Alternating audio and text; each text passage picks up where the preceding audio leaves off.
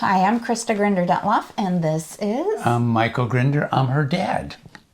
And with that, going through life as being your daughter, I've had lots of different questions, right? Yes. And one just recently came up, and I was talking with someone who does your work at a college level. Right.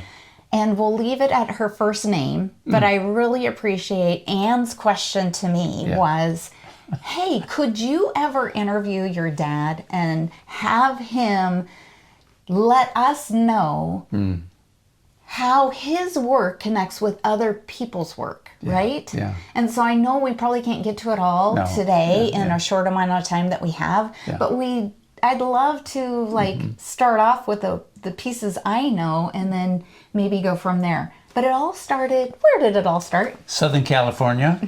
Southern California was a mecca for what's called humanistic psychology. So people like Abraham Maslow, Viktor Frankl, Carl Rogers, they all lived in that area. It was a wonderful place to live. So I was influenced greatly by them. In fact, the very first book, get ready? I don't have white hair in this one. This is the very first book I did, and it's called, Krista? I can't read it this way. It's one man's journey towards himself through others. Yes. So I've always been interested in personal growth. This book was one I published, and then I sold it to a printing house in San Francisco, and they reprinted it. Leonard Nimoy from Star Trek, he's also a published author with the same firm. So that's how I got my start in terms of printing and publishing. That's pretty cool.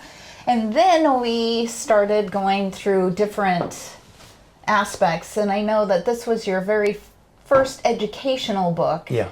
Because I believe I was in 6th grade when you first started presenting, and this was a spin-off of NLP. Yes. And your brother, Yep. John Grinder, Yep. and then you were saying, and I'll let you talk, but this is my recollection of it, is that being a teacher, how do I take NLP aspects and improve the learning in my classroom and understand my students and how they learn? So this was your first one that connects to your family. It does. Yeah. It does. Right. Yeah.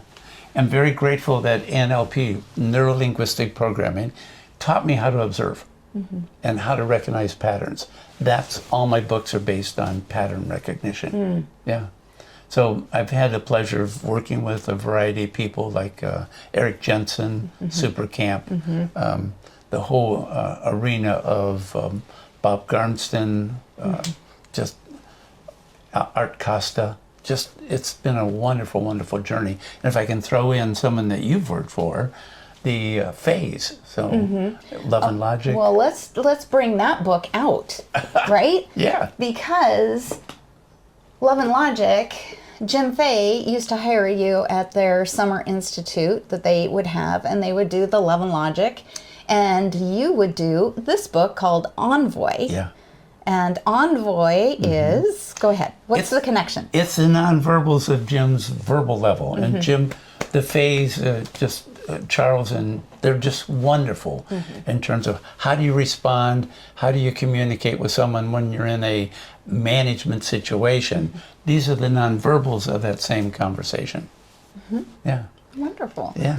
Well, now, there are a variety of books back here as well, and I'm going to take this and have this come out too. Not that this is in order of when you wrote it, but going back to the Love and Logic, as Love and Logic has parenting, this is your version of parenting teens, because teen age is the toughest time of parenting. You think you have it hard when they're toddlers, but this is really... I promise. It's not the twos. It's the one in front of the two called 12. Yes, right. This is called Surviving Your Teens Adolescence. So the distinction is, when you're a teenager, that is a chronological number of years. Adolescence is a mental state that all of us go to whenever we feel like we've been victimized. So it's a really nice insight. And if I may, I actually wrote it about watching our own families. La la la la. Well, I'm glad we were an inspiration for you to write this book. Yes, thank you. Now, with this, we have 2 other educational focused books, and yet with this inspired some leadership business books here. Could you tell me how these might have be connected with other people as well? Yep.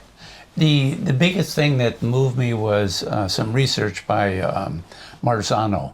And Robert Marzano said that the number one variable that determines the success between a teacher and a class is relationships. So I went, oh, great, I'll focus on that. So then I came up with, okay, how do you preserve relationships? Oh, that's this one. I thought it was done. Envoy. I thought it was done. And then life changes and we realized, no, some teachers need help establishing relationships, not because the teachers change, but the student population we work with did. So then we came up with a cat in the doghouse. That's how to establish, whereas Envoy is how to preserve. I thought, no, what about group dynamics?